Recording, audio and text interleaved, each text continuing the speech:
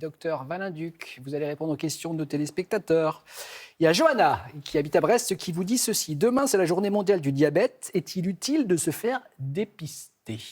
En réalité, il n'y a pas de dépistage de la population générale de diabète, comme on peut le voir avec les cancers où il y a des dépistages organisés et systématiques.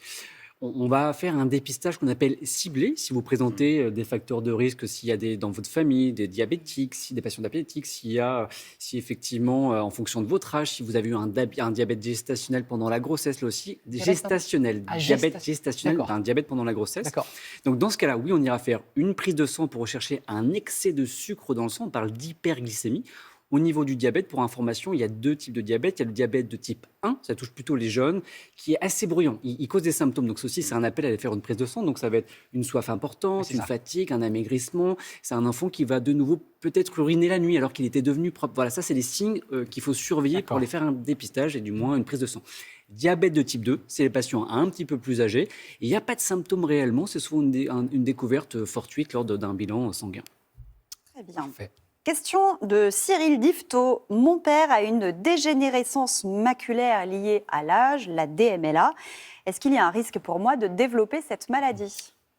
Oui, alors en réalité, pour revenir sur la DMLA, alors la dégénérescence maculaire liée à l'âge, la macula, c'est un petit point, c'est une petite zone située à l'arrière sur la rétine, d'accord ? C'est formidable parce que cette macula, elle nous permet d'avoir une vision centrale très précise quand on se regarde les uns les autres et même quand on lit quelque chose.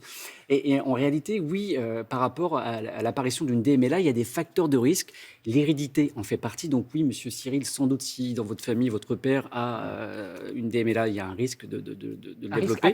C'est à partir de 50 ans, c'est une maladie chronique. Il y a également le fait d'avoir une alimentation pauvre en oméga 3 ou riche en acides gras saturés, l'obésité, le tabac, voilà, tout ça sont des facteurs de risque.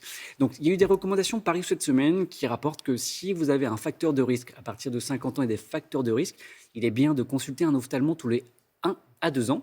Vous pouvez également faire une autosurveillance et je vous ai ramené une petite feuille. C'est pas pour faire beaucoup de coups, Sofiane, parce que je vous voyais déjà remplir la grille.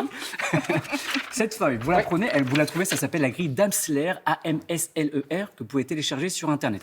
Vous la mettez à une distance d'une lecture normale et vous bouchez, enfin vous obstruez un de vos yeux et ensuite vous regardez le point noir central. Si vous voyez des lignes un petit peu déformées comme on voit sur l'écran, moi, tout est droit. S'il y a une discontinuité dans les lignes, s'il y a un point un peu obscur, il faut consulter un ophtalmo.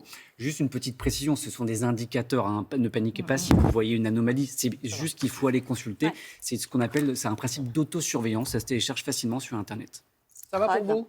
Ça va, mais ma grand-mère souffre, que j'embrasse, souffre de DMLA, donc il va falloir que je me À partir de 50 ans, voilà, surveillance, effectivement. On l'embrasse, la mamie de Maya. Oh, c'est joli, la mamie de Maya. Ah oui, bon. Amatio, en basque. Comment ? Amatio, en basque. Ah, c'est mignon. Isa habite à Avignon, elle vous dit ceci, docteur. J'ai appris cette semaine que certaines courges étaient dangereuses à la consommation. Lesquelles sont à risque ? Vous voyez, mais oui, effectivement, il y a des courges qui sont toxiques. Et en fait, on ne sait pas toujours. Alors déjà, les courges d'ornement, vous savez, de décoration, elles sont toxiques. Et parfois, dans les commerces, ils peuvent être situés dans les rayons fruits et légumes, mais ce n'est pas toujours précisé qu'on ne peut pas les consommer.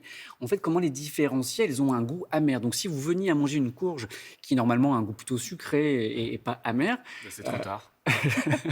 C'est trop tard, exactement. Non, recrachez tout de suite, ne mangez pas cette courge amère. Ça peut également arriver dans les potages. Attention, parce que quand vous faites des potagers dans votre jardin, parfois il peut y avoir des hybridations qui peuvent se faire, donc aussi prudence.